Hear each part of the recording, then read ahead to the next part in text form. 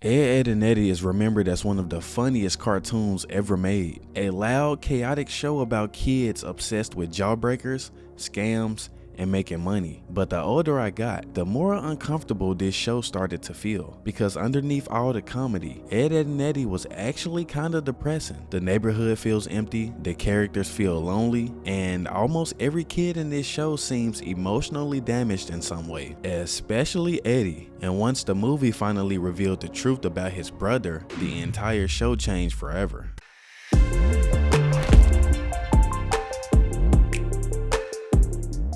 There's something weird about going back and watching Ed, Ed, and Eddy as an adult. Most of us remembered it as chaos, a loud cartoon about scams, jawbreakers, and three idiots constantly embarrassing themselves. But rewatching the show now feels completely different. Underneath all the yelling and comedy, Ed, Ed, and Eddy is honestly kinda depressing, and once you notice it, you can't really unsee it anymore. The first thing that feels strange about this show is the atmosphere itself. The cul-de-sac almost feels isolated from reality. The streets are empty, the sky always feels strangely quiet, there are almost no adults around, and every single day feels exactly the same. The kids wander around trying to escape boredom while constantly trying to impress each other. As a kid, it just felt normal, but watching it now, it almost feels lonely. Like these kids are trapped in an endless summer they can't escape. And honestly, that feeling becomes even darker once you start looking at the characters individually, especially Eddy, because Eddy is probably one of the saddest characters in the entire show. As kids, Eddy just seemed kinda annoying. He was loud, greedy, manipulative, always screaming about money and trying to scam people out of jawbreakers. But when you get older, you realize none of that behavior came from confidence. It came from insecurity. Eddy desperately wants people to respect him. That's why he constantly lies. That's why he exaggerates stories. That's why he tries so hard to look cool.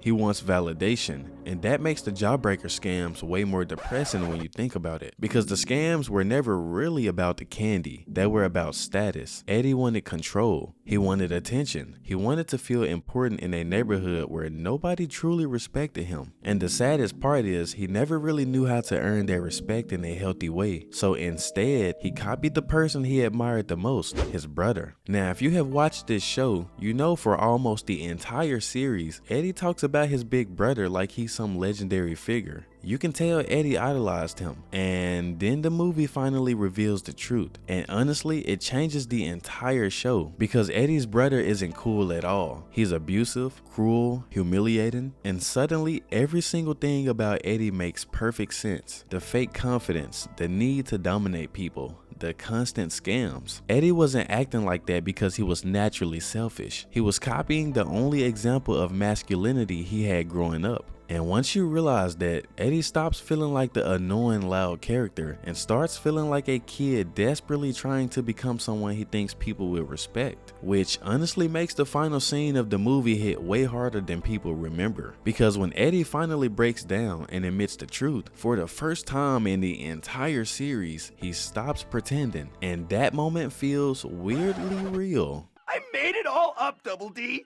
Everything about my brother was a lie.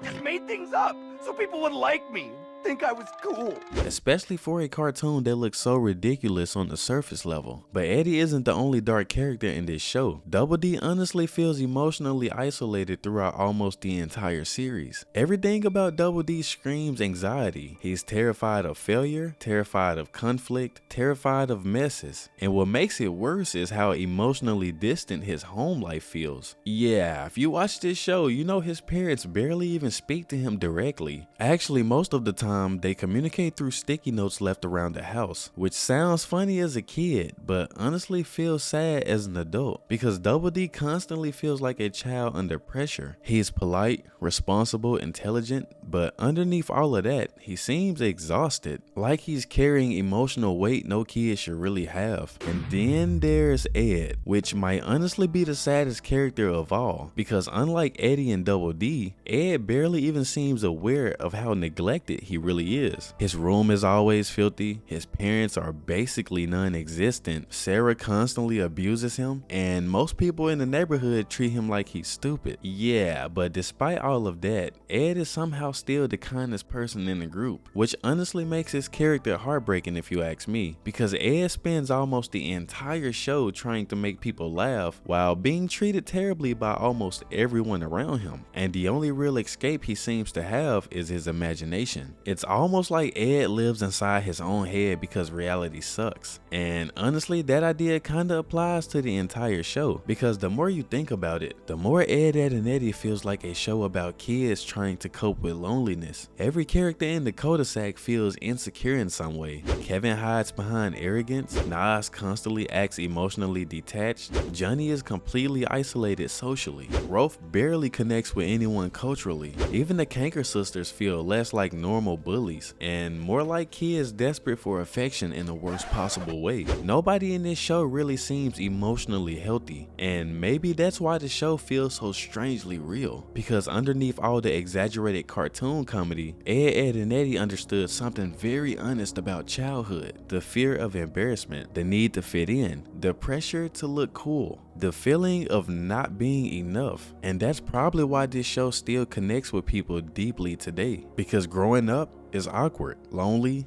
and kinda confusing, and Ed, Edd and Eddy captured that feeling better than most cartoons ever did, which is why rewatching the show now feels so different. As kids, we laughed at the chaos, but as adults, we finally notice how sad a lot of these characters actually were, and maybe that's what makes this show so unforgettable. Underneath all the scams and stupidity, Ed, Edd and Eddy was really about insecure kids trying to figure themselves out in a world that constantly makes them feel small.